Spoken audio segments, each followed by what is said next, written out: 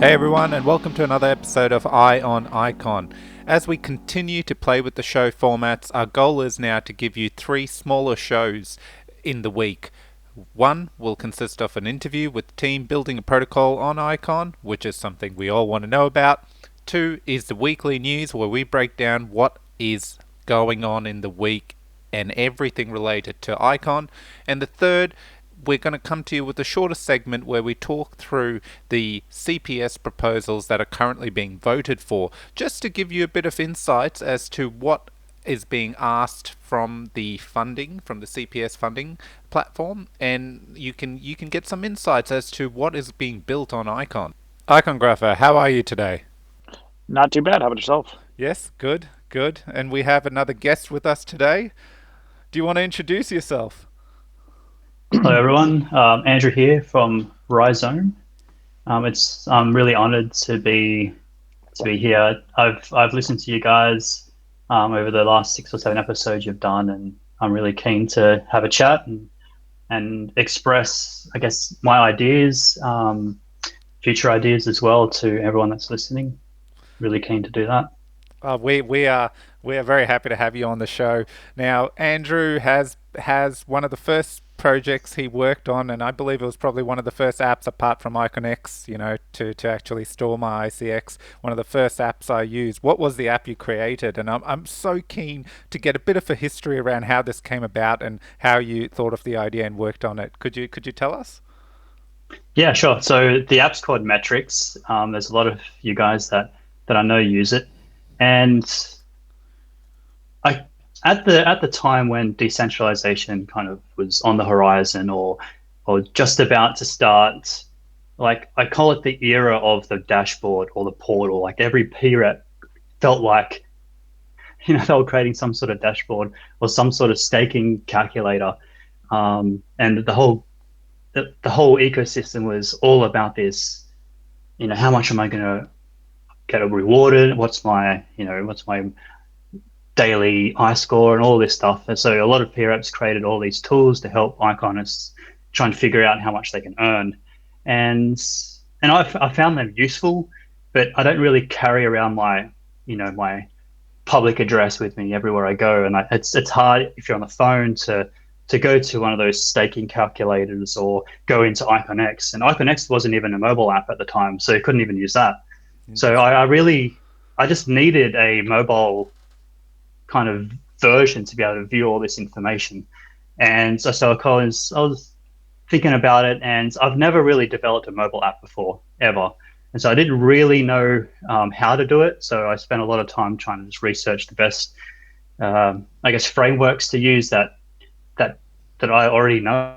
So I know JavaScript, I know TypeScript, I know C Sharp.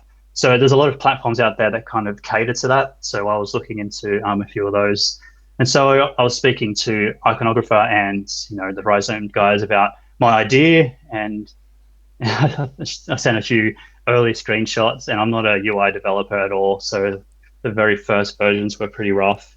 But as I got more confident, I started building it, and initially I just wanted to make an app that I could use, the stuff that I wanted to see. Um, I wanted to know my I score. I wanted to know how much I could earn per month. I wanted to see all the peer apps that I support and their votes and all this stuff on the app. So it kind of developed basically what I wanted. Um, and so when I released it, I got a good response, and even to today, I still get feature requests. But that's basically where the idea came from. It was just to develop something that people can take with them everywhere they went, and it was personalized.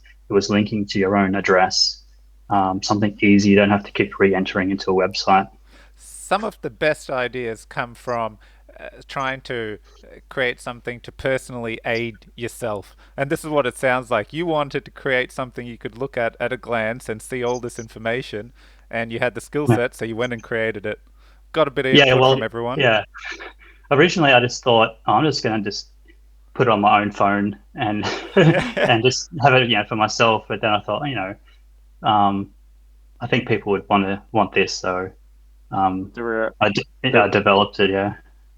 there were a lot of times where we'd be in the Rhizome Slack channel, and Andrew would be sending me kind of, hey, here's how it looks so far and things like that. And I looked at my time on the clock, and then I realized it was, midnight, 1 a.m. over where he was. So he's been working pretty hard on it pretty much since day one.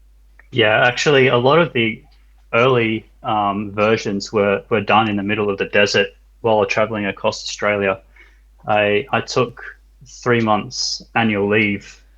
Oh, sorry, 3 months. What do you call it? Long service. Long service. Yeah, long service leave. And my dad and I drove across the country, and a lot of it was done in a tent in the middle of the desert as I was driving, and in caravans and beside the ocean, just on a deck chair. So I have a lot of good memories of doing a lot of the code just in random places in Australia. That's kind of cool. Yeah, that is awesome. Even on holidays, all you could think about was, icon. Great. um, Yeah, yeah. so for everyone listening, if you haven't guessed, this is exactly what this segment is about. We're going to have various people who have submitted proposals, and Rhizome and Andrew has submitted a proposal to upgrade to the next version of the app, and I know for a fact a lot of people in the community use this app, but they talk about it a lot. So we've got Andrew here to talk through what the vision of version 2 is, and all the grander, bigger plans and it's going to help build for the app and the ecosystem, the Icon ecosystem in general. So Icon Graph, I'll let you take over. Yeah. So, obviously kind of, I think there's probably just a Santa Claus list length of requests that have probably come in over the last months, and I guess even years, as far as new features and ideas and things like that. So I imagine you probably can't do everything, but if you want to kind of walk everyone through what kind of the main features are, and the ones you're excited about, and kind of whichever ones you think are worth talking about, or Yeah, all sure. of them. Yeah, cool, sure. So even the very first version of MetrICX was a different UI to what it currently is at the moment. So the first thing, I've never really been happy with the UI, to be honest. Like I said before, I'm not a designer, I'm not a UI person. I did it and it looked okay, but so the very first thing I really want to do is just make it look better, look prettier. And that's just me. Every time I look at it, I just cringe. So I'm not really happy with it. So that was the first thing I wanted to do, was to do that. And yeah, basically it's just feature requests that I've been constantly being hounded on. One of them is, people really want additional currencies beyond USD. Believe it or not, there are other people besides Americans, in this world, and people want their own fiat currency kind of showing. So I've done that while we'll be doing that. And another big thing is the language support. I think we forget that English isn't always the only language either. We have a lot of other languages that people speak throughout the world, and a lot of requests have come through people messaging me saying, hey, I'm really keen, I could help you translate into German or into French or into Russian, or into, like, I've had like at least 10 people come to me in like private messaging saying, hey, I could do this for you. Actually just on the forum where the MetrICX proposal is, someone asked me if they could do Russian, and I said sure. So yeah, that's a big thing that we're going to do. Another big request that people wanted was to see a history of their transactions.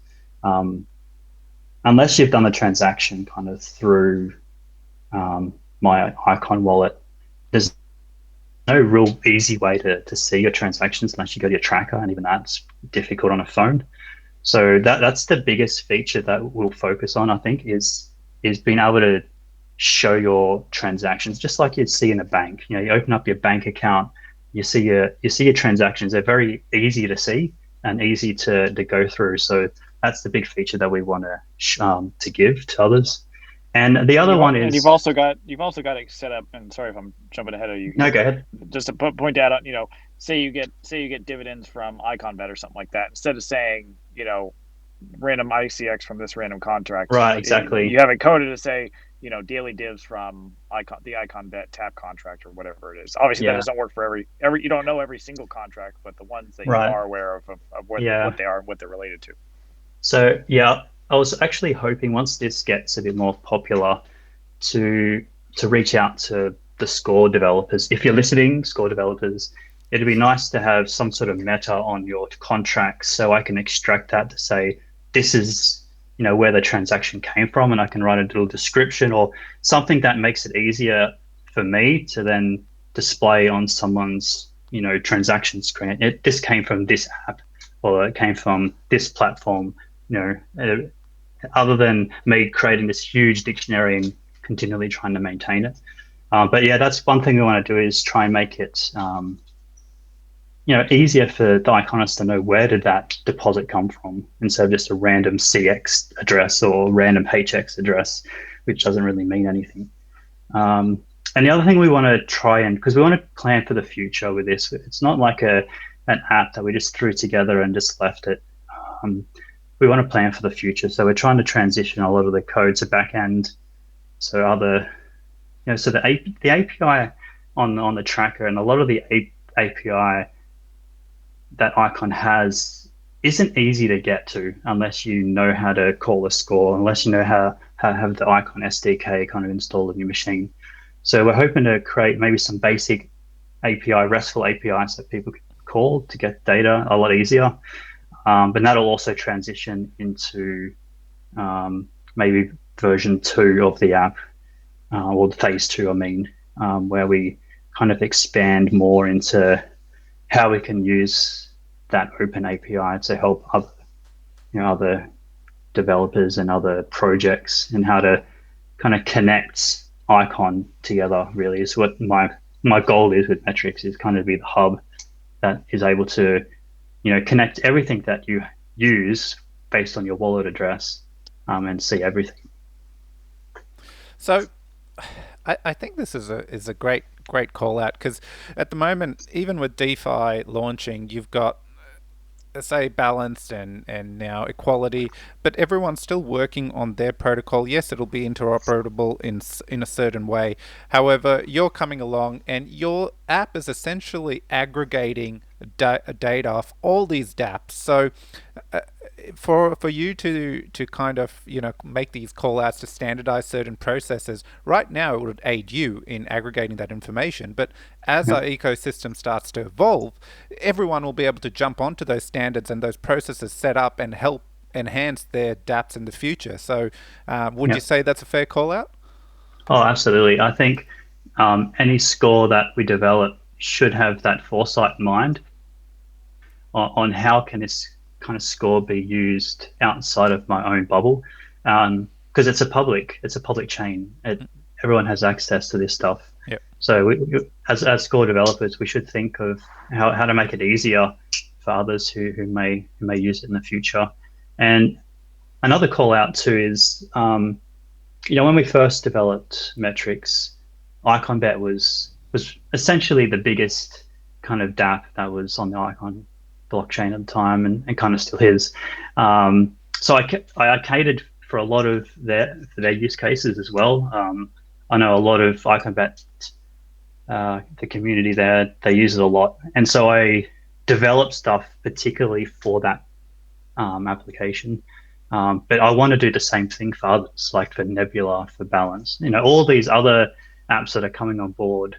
I also want to provide iconists with an easier view to see some of this data.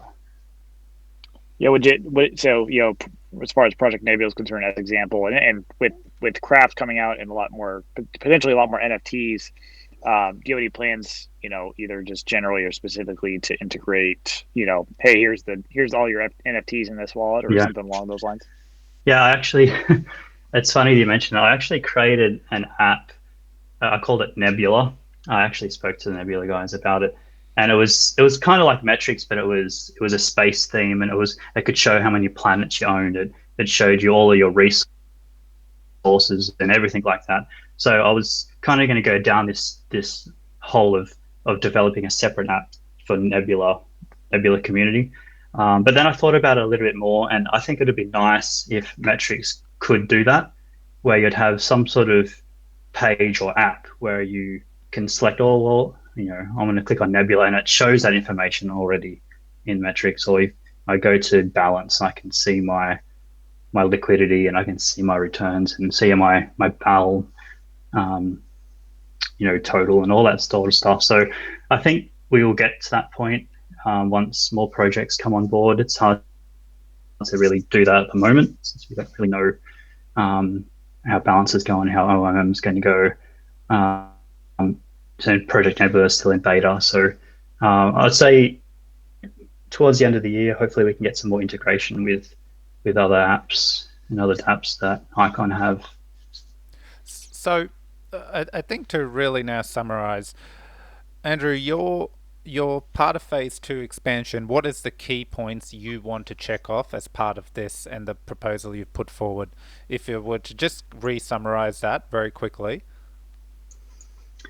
Basically, in a nutshell, it's just to give the Icon community what they've been asking for for a long time. Really, that's really in a nutshell what I want to do, and obviously put features that I want as well. But a lot of the feature requests are what I want anyway. So Yeah. that was a good thing. Yeah, but really, it's to give to the community what they've been wanting. Yeah. Really. Yeah. Yep. And There's so, nothing really more than that. look, and you mentioned the multi-currency. You it's been on your back about the visuals, and you're definitely doing an overhaul there. Some stuff that you did mention, and we talked about future state, and I'm going to ask this question in a moment, but just to frame it, you're doing a lot of back-end upgrading that necessarily won't be transparent in version 2 when it does get released, but it's setting it up the app to essentially for a future state that I'm going to want you to talk about in a moment. So I'll ask you now, what so in a year or 2 years, you're given a bit end of the year, but if I were to ask you in 2 years, how would you envision your app interacting with the Icon ecosystem? What would it be potentially doing? Would it still just be used? Are you still thinking it would just aggregate the information, or do you hope it could evolve into something more? Oh, it's a big question. Answer it now. Right. Gee, let me think about it. So I don't know how much I can talk about the future plans because we have a lot. I have so many plans. Actually, I sometimes I don't sleep at night because I have so many different ideas. And I message Brian at because he's on the same time zone as me, so it's cool. I can talk to him at midnight and I say, hey, what about this idea? And then we kind of talk for the next 2 hours about it. And he's like, great, I'm not going to be able to go to sleep now. But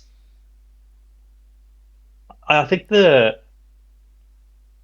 overlooked feature of MetrICX is the fact that we do real-time notifications. We do push notifications almost instantly as soon as the transactions happen. You know about it almost within a second, and that is actually a huge thing for Icon to have that. And so I think in phase 2, 3, we want to open that up to be able to, I guess, provide subscriptions and topics and be able to publish directly to iconists who want to set that up. So it's hard to explain at the moment because it's still in kind of ideas phase, but we've set MetrICX up in such a way that it uses Amazon Web Services SNS server. So it's fully controlled by an enterprise level solution. So it's not something that we just slap together in a .NET console and it's running on a dingy server. It's a legitimate AWS enterprise solution, and it can enable you to say, okay, well, I've got this contract and I want to know via push notification every time I get a payment, right? So if you have a payment score and you want to know every time someone pays you, then you can get that instantly. You can get that via an email, you can get that via an SMS, you can even get that via a webhook into another web application that you own. So all these things we want to provide Icon with, and we have in the past mentioned this, but we've never really created an app that demonstrated it from a UI point of view of how to create one and what that looks like. So I really want to do that. And the other ideas that we're toying up with is for peer reps to talk directly to their supporters. And what I mean by that is Twitter is good, but not everyone uses Twitter. And it's hard to get, like, I see when someone makes an announcement on Twitter, I see that same Twitter in like 6 other Icon channels just to make sure that everyone has seen the tweet. You know what I mean? And that's not very efficient to get to your supporters. But if someone has metrics and they vote for you, how about that team, who's the P rep, sends out a message or a bulletin or, hey, look at this, or here's the tweet, and it goes straight to metrics, like as a notification. And the cool thing about that is it's secure because it can only be sent from the P rep's private key. So it's legitimate. We know Twitter, people can hack it. It's not 100% secure, but if you send a message via your node's private key, then it's a legitimate message. And it's a good way to speak to your supporters directly. And I think that's something that we're looking at as well. So there's so many ideas. I imagine you could make it relatively easy too, where someone could toggle saying, I want every announcement from every P rep, or I only want announcements from the P reps that I'm currently voting for, or something like that, just to help if they want to, either they want maximum information, or maybe they don't want to get it spammed. It's not, but there's obviously a couple of directions you could take that. Yeah, absolutely. And maybe you don't want to know, maybe just want a page in MetrICX that just shows the announcements. You don't want to be notified all the time. But that's another example of MetrICX kind of being in the core of Icon, being able to to have that, I guess, app that sits in the middle and is able to reach really anyone that wants to outreach to different apps, and peer reps to reach out to their own supporters a lot easier through the one port. The other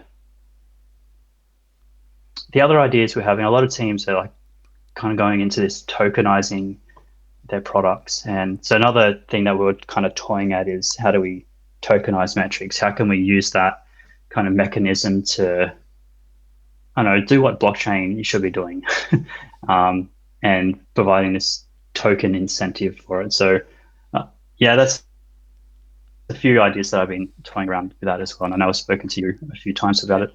Oh, look, the second you mentioned token, the only thing that I see is retro drop, but I won't pump it up too much. I think I think what you're giving us is great. I really like what you talked about, the messaging function. Kind of, if anyone listening is think Blockfolio, but think strictly around the Icon ecosystem, and that news is coming to you directly from the P reps and reps that are building the Icon ecosystem out. What a great way to get that information straight through an app, rather than hunting around on Twitter and it's just everyone's views, or it's not directly from the source at times. So I really love that angle as well. That's brilliant. And I just want to add just a huge props to the DevShack peer app team. They've done a lot of work with me to get MetrICX to what it is today, particularly in the back end, in the push notifications space. I work with Alton on a daily basis in my day-to-day work. And I begged him and kind of prodded him to come join the Icon ecosystem. And eventually he relented and helped me build MetrICX.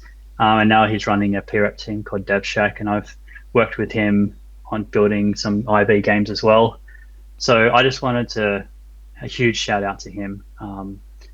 And if you want to, and if you can, please send some votes over to DevShack. They've done a lot of work with Icon, and hopefully we'll have a solid partnership with them moving forward. Look, I don't have any other questions. I think that's a great summary and context of what you're trying to do, everything it can lead to, and what a version 2 is all about. And I believe you've already put through a proposal. It's sitting there. Yeah, so hopefully it gets some support. I think it'll devastate a lot of people if it doesn't, but I'll survive if it doesn't make it through. I think barely, maybe. Oh no! I think every iconist, early iconist especially, who've been right at the start, would have gotten this app. I know. I actually remember when the app got released. I ran over to my cousins who we all had icon bags, and the first thing I made them do was download this app. I'm like, guys, now you can just see what's going on. So I have fond memories of it. Yeah. I was talking to Lucas from Stakey, who actually did my French kind of translation. I asked him, "Can you do my French translation?" He said, "Yeah, that's cool." And he's like, "Oh, yes, my whole team uses MetrICX, so now we can view it in French." I'm like, "Nice, awesome." Exactly. So I don't doubt there's a lot of support there. Iconographer, any final words? No, it's just been it's been cool to kind of watch this thing get built out since its inception. And I think pretty much everything that's been in early days, everything that got requested kind of internally was able, Andrew was able to turn it around pretty well. And it's obviously been a tremendously useful app. And I think what's interesting is that you kind of touched upon this, but there's the app itself, but it's also kind of he's building up a bit of an infrastructure aside from it, and doing kind of the hard work of connecting to the scores and gathering the information and kind of creating APIs on his own, and even that infrastructure itself, setting it up so on the back end where other dApps or websites or whatever might be able to tap into that data and utilize it kind of for their own purposes and more unique ways and things like that. I think that'll be a benefit to the community that might necessarily be noticed and flashy and everything like that, because it's a bit more infrastructure based. But I think that's another kind of cool benefit of this effort and this work. Yeah, absolutely. I think the infrastructure side of Icon needs a bit of work, and so and a lot of it, like you said, it goes kind of unnoticed. There's a lot of stuff, a lot of peer reps that are doing behind the scenes that are kind of building up this infrastructure, like list of things that people can tap into, and I'm hoping that I can continue building this out to be more useful, and hopefully teams can get some benefit out of. Yep. Look, Andrew, we're going to have you on the show. We want to do a dev-focused episode, and I know you have worked on some IconBet games as well, so want to get you on and talk through that experience and bring a lot to light. So, but we really appreciate you taking the time to jump on and talk through. I know there's, I dare say, a cult following behind the original app, so it's good to see it getting expanded. And once again, thanks for coming on the show. No worries. I'm looking forward to coming back on if you have me. We will. All right, see you guys. Thanks, Andrew. Thanks so much.